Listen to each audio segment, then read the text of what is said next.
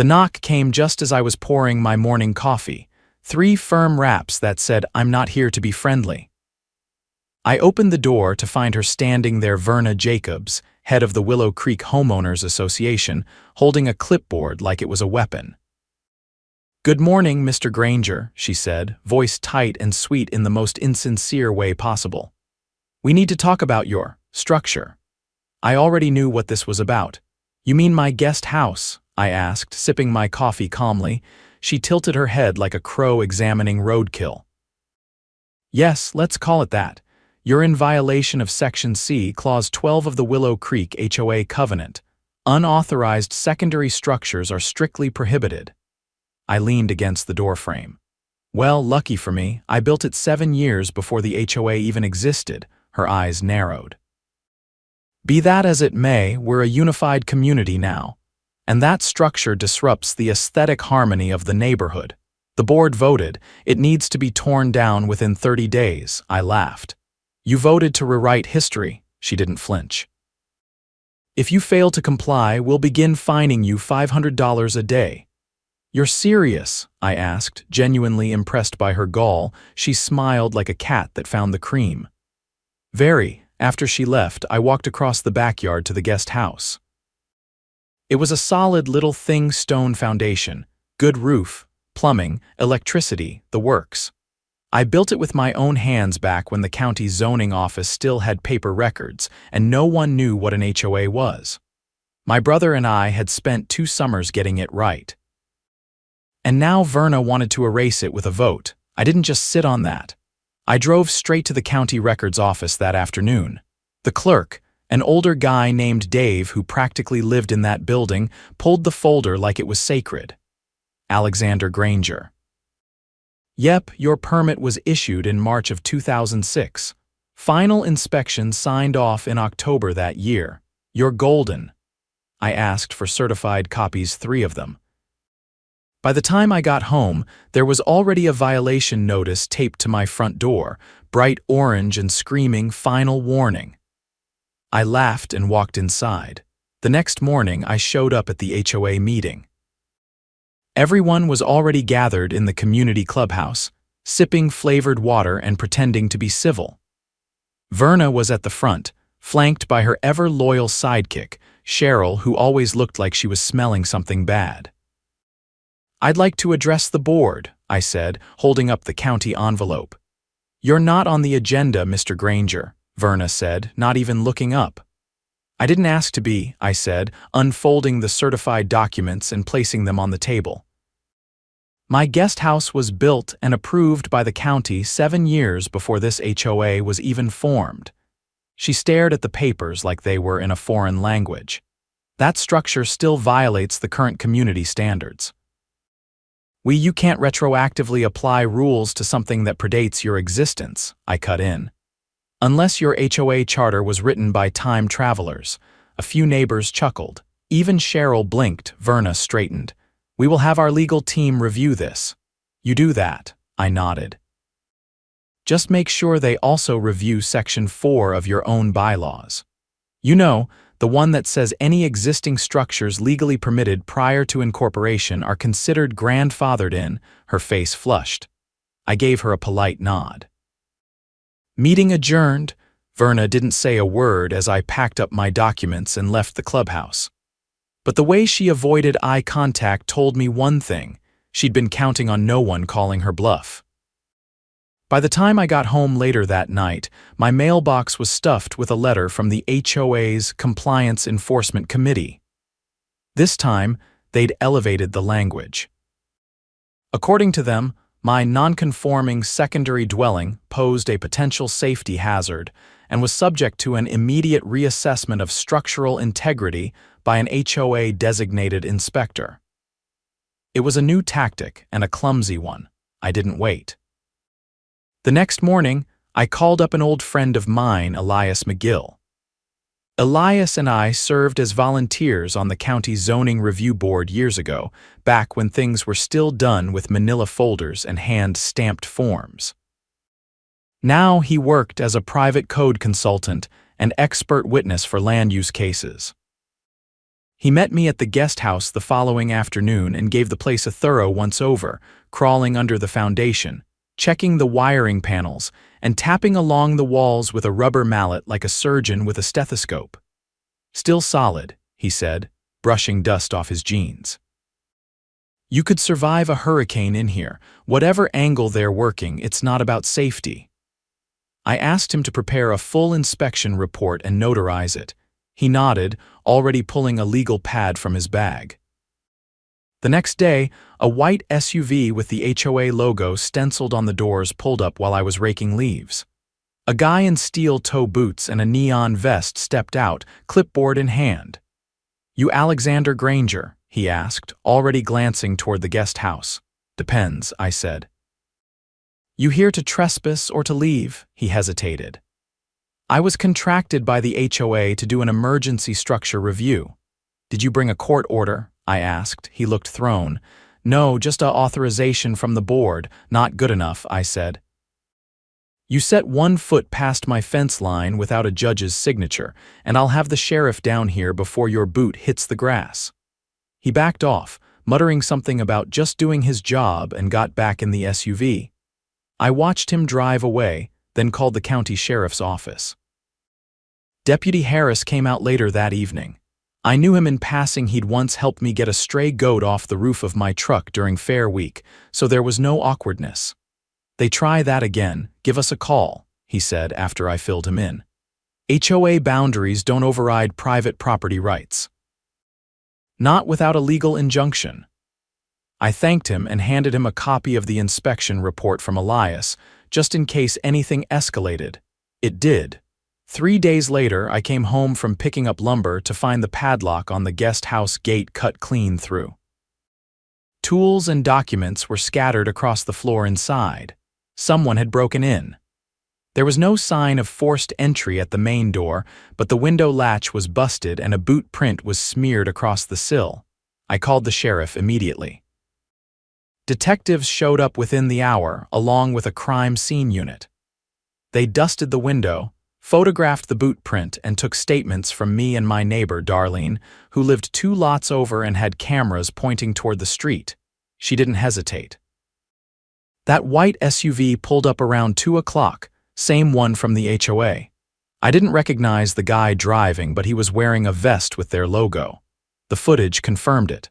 The timestamp, the SUV, even the guy's face, it was all there.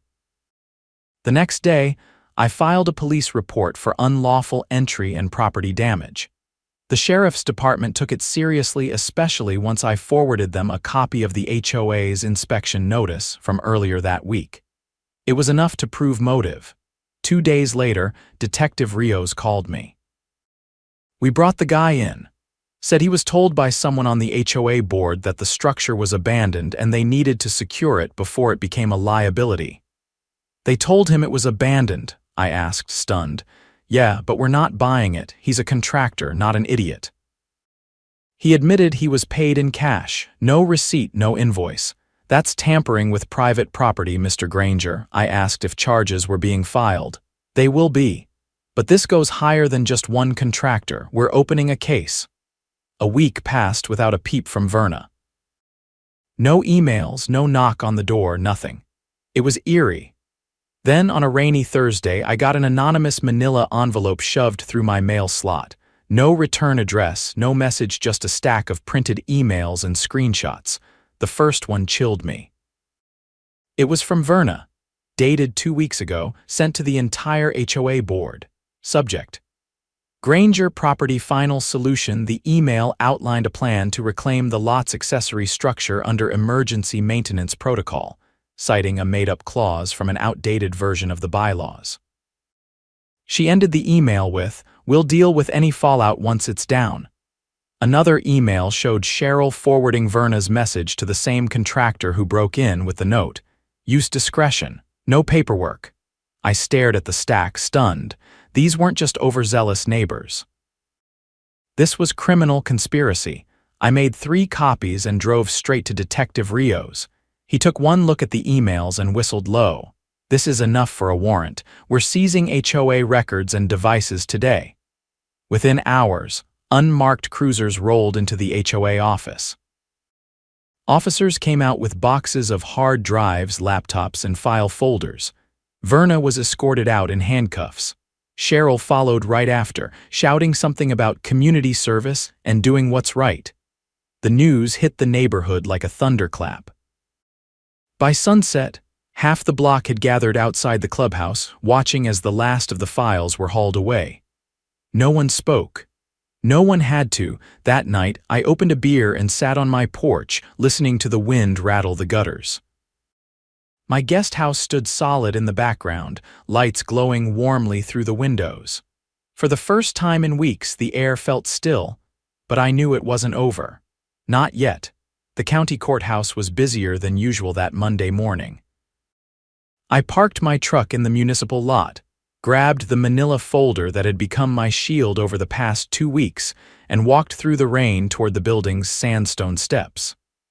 Inside, everything smelled like floor wax and old carpet. The hearing room was on the second floor, tucked behind a set of glass doors labeled Civil Arbitration Disputes and Land Use. I stepped in, nodded to the bailiff, and took a seat behind the wooden rail. The room was mostly empty. Just a few folding chairs, a long table, and a small raised platform where the magistrate would preside. I didn't have to wait long. Detective Rios entered first, carrying a thick binder under one arm and flanked by a woman in a gray suit who introduced herself as Assistant District Attorney Layla Chen. She shook my hand, short and firm. "Appreciate you coming in," she said. "We'll go over everything before the board reviews the interim findings." "Is Verna here?" I asked. "She's in holding," Chen replied. "We're not letting her anywhere near this until the arraignment." "But 2 of the remaining board members have been summoned for deposition." I nodded, trying to ignore the fact that my pulse had jumped. The chair I sat in creaked as I leaned forward. Over the next hour, the hearing room filled slowly. Cheryl's replacement, a guy named Dennis with a goatee and a tie too long for his shirt, came in looking like he hadn't slept in days. Another board member, Tanya, a school librarian with a nervous tic, sat on the far edge of the row and didn't make eye contact once. The magistrate entered, a tall, lean man with wire-rimmed glasses and a clipboard he barely looked at before speaking. "We're here today to review claims of unlawful interference with private property, specifically in relation to the actions of the Willow Creek Homeowners Association Board. Records indicate that the complainant, Alexander Granger, has provided legal documentation of ownership and compliance with county zoning laws. Is that correct?" I stood. "Yes, Your Honor." "Furthermore," he continued, "the county has received evidence suggesting criminal misconduct by board officers, including but not limited to conspiracy to falsify code violations, unlawful entry, and intentional destruction of private property." "Is that correct, Assistant DA Chen?" She rose. "Yes, Your Honor. We have secured digital correspondence, financial records, and contractor statements corroborating the events in question." He nodded. "Then we'll proceed with testimony." What followed felt like peeling back layers of rot. Detective Rios walked the room through the evidence one piece at a time. A printed invoice for cash disbursement without a signature. A digital copy of the fake clause Verna had inserted into the HOA newsletter, never approved by vote, never filed with the county. A time-stamped email instructing Cheryl to neutralize the structure before it becomes a precedent. Then came the kicker. Ada Chen called up a forensic accountant who had traced HOA funds to an unregistered account linked to Verna's husband, a shell company set up to receive maintenance reimbursements. Turns out, the break-in wasn't the first time they'd done this. 3 other homeowners had been intimidated into removing sheds and workshops, all within the past year, under threat of fines and property liens. Their properties had then been reassessed and had HOA fees hiked dramatically. One of the victims, a retired machinist named Harold, testified that he'd been told his tool shed was a fire hazard. They gave him 48 hours to clear it out. When he refused, they padlocked it and claimed it was condemned. 2 days later, it was bulldozed. "I didn't think I had a choice," Harold said quietly. "They said if I fought it, they'd suspend my voting rights and take me to court. I live on a fixed income." His voice cracked on that last part. The magistrate turned to Dennis and Tanya. "Did either of you authorize any of the actions taken against Mr. Granger or the other homeowners?" Dennis shifted uncomfortably. "We never saw those emails. Verna kept most decisions off the record. She said it was legal under emergency provisions." Tanya cleared her throat but still didn't look up.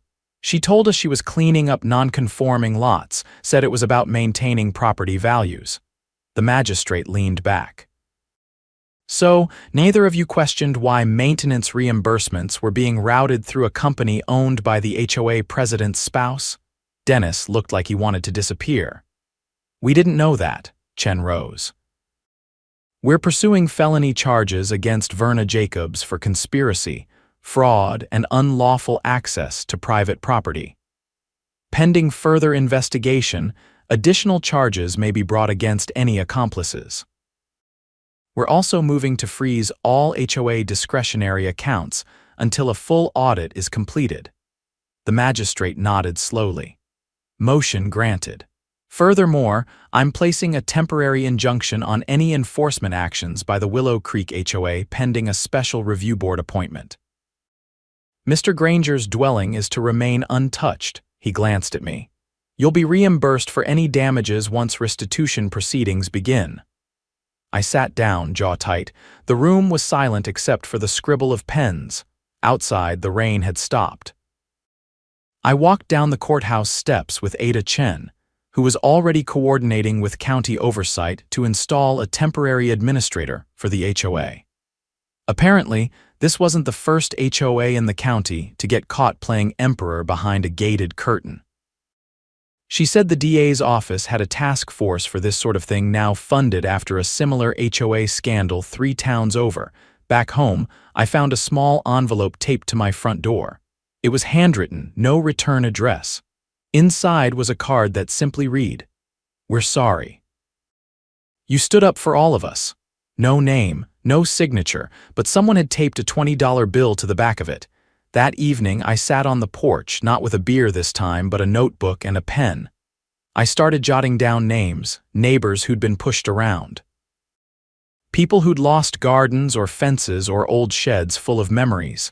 Some had been too tired to fight. Others didn't even know they could. I wasn't going to let this happen again. The next week, I filed paperwork to form a neighborhood coalition independent of the HOA focused on transparency and homeowner rights. Not a replacement, but a watchdog, a counterweight. At the first meeting held in my garage, 17 people showed up. Some brought cookies. Others brought stories. All of them brought a shared sense that something had cracked open, and for once the light was pouring in. I didn't know what would happen to Verna. The trial would take months. Maybe longer, but her name was already off the HOA roster.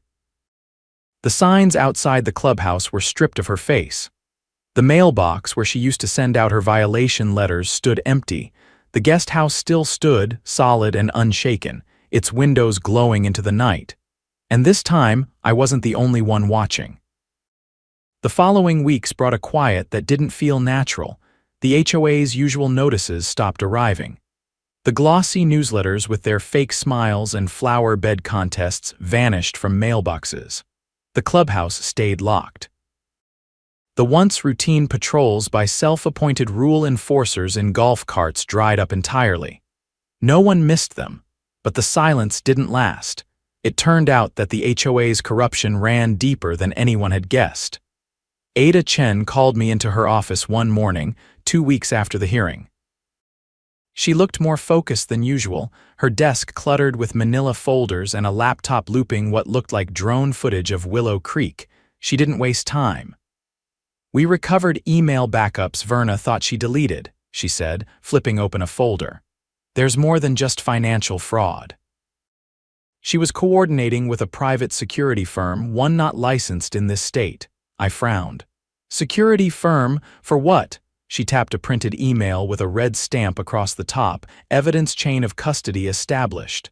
She hired them for surveillance. On you primarily.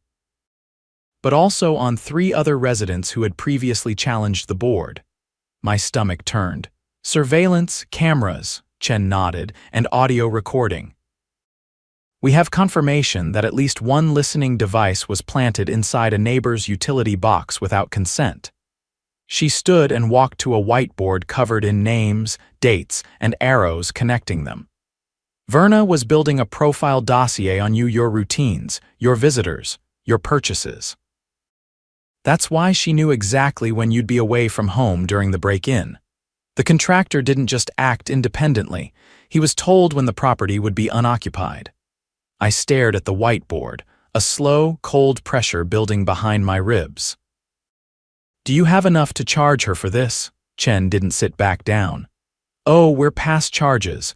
We're moving to indict under state racketeering laws. This wasn't just a rogue board. This was organized abuse of power for personal gain. That afternoon, I signed a formal statement confirming the placement of the listening device. 2 techs from the sheriff's cybercrime team had already recovered it from a junction box near the guest house's back wall. I hadn't even noticed it, just a small plastic node buried behind conduit. Back home, I installed an exterior motion light facing the guest house and switched out the locks. It wasn't paranoia anymore. It was protocol. The evening after the indictment, a community meeting was held at the local library. Not at the clubhouse. No one wanted to walk back into that place just yet. Word had spread fast. Over 60 residents showed up, crowding the folding chairs and leaning along the walls. A few even stood outside the doors, listening through open windows. I stepped up to the front, not as a victim, but as someone who had helped pull the rot out by its roots. Most of us moved here because we wanted peace, I said, voice steady. We didn't sign up for surveillance, blackmail, or having our homes treated like chess pieces. Murmurs rippled through the room. We've now seen what happens when a few people use a system built on trust to serve themselves. That ends now. From the back, Darlene raised her hand. What happens next? Are they gone for good? Ada Chen had come in quietly and now stepped forward. Verna Jacobs and her co-conspirators have been formally indicted, she said. Charges include wire fraud, conspiracy to violate civil rights, unlawful surveillance, and multiple counts of financial misconduct. Her assets have been frozen pending trial. If convicted, she's looking at serious time state prison, not some slap on the wrist. People exchanged glances. Some looked relieved, others were still processing. Chen continued. But dismantling the damage doesn't stop with arrests. You'll need to elect a provisional oversight committee. This community deserves transparency and a voice. Dennis, who had resigned from the board the week prior, stood and cleared his throat. I'd like to nominate Alex to lead the committee, he said. He stood up when the rest of us didn't. I shook my head. I'm not looking to run anything. But I'll help set it up. And I'll make damn sure no one ever uses this HOA to steamroll their neighbors again. The meeting ended with a vote to dissolve the existing HOA charter pending legal review. A temporary board was formed with 5 volunteers, none of whom had ever served under Verna. They weren't interested in power. They just wanted their neighborhood back. The next few days were filled with cleanup. The HOA's private server, which the court had ordered unlocked, revealed yet more buried misconduct, falsified landscaping violations, forged signatures on lien notices, and a spreadsheet tracking which homeowners were least likely to fight back. Some of the more vulnerable residents had been fined into financial hardship just for painting their porches the wrong shade of beige. It was all there, documented in grotesque detail. The county stepped in and nullified every lien imposed by the HOA in the past 18 months. Reimbursements were issued to those who could prove they'd paid under duress. It wasn't a perfect fix, but it was the first step toward healing. One morning, a moving truck pulled up in front of Verna's former home. Her property had been seized pending asset forfeiture. The bank had reclaimed it. The front porch sat empty, no potted ferns, no wreath. Just a foreclosure notice taped to the door. No one came to say goodbye. Later that week, I received a letter from the county commissioner's office, thanking me for my role in exposing the abuses and inviting me to speak at a community advocacy panel in the fall. I declined the public spotlight, but offered to help vet future HOA charters for other neighborhoods. They accepted. The guest house stood unchanged throughout it all, solid, dignified, untouched. I replaced the broken window latch myself just like I had when I first built it. The old stone foundation hadn't shifted an inch. A friend of mine, a war veteran and engineer, helped me install a new security system, non-invasive, but thorough. One afternoon, Harold stopped by with a thermos of coffee and a hand-drawn blueprint of the tool shed he planned to rebuild. We spread it out on my workbench and talked dimensions, support beams, ventilation. He'd lost more than wood and metal when they tore his down. This was his quiet act of defiance. I told him I'd help him build it. By midsummer, the Temporary Oversight Committee finalized a community charter that barred any future HOA from enforcing retroactive rules, issuing fines without third-party review, or using outside contractors without resident approval. It passed unanimously. People started planting again. Front yards filled with raised beds, gnome statues, solar lights, things that would have once earned them warnings. Now they earned compliments. One day, as I was painting the doorframe of the guest house a fresh dark green, a little girl from 2 houses down walked by with her mother. She stopped, tugged at her mom's sleeve, and pointed. "Is that the secret house?" she asked. Her mother smiled. "That's the house that saved the neighborhood." I didn't correct her. I just waved and went back to painting.